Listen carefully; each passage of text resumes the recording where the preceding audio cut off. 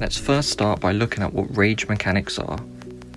So rage is what directs the activation of a commander's active skill. Majority of commanders have a rage requirement of 1000 before the active skill can be triggered. An example of an exception is Genghis Khan with a rage requirement of 950. Now to add another layer to this, once the rage bar surpasses 1000 rage, the primary commander will trigger their active skill. Following this, 2 turns later, the secondary commander will trigger their active skill. During the turn the active skill is triggered, no other effect can take place.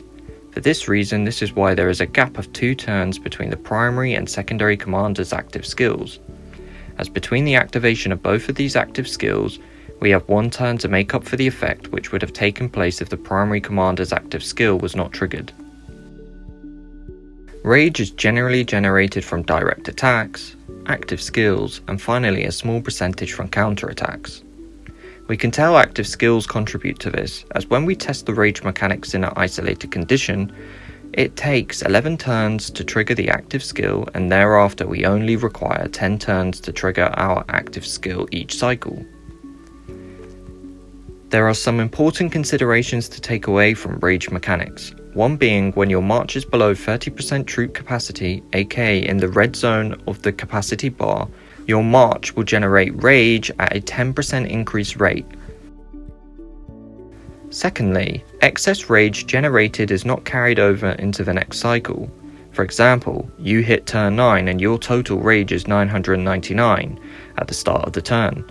Now let's say we generate 91 rage in this turn, giving us a grand total of 1090 rage. But you gotta remember the rage requirement for triggering an active skill is 1000. Therefore, we will cast the active skill in turn 10, but that excess 90 rage we generated will be lost when the rage meter resets in the next turn and the new cycle begins.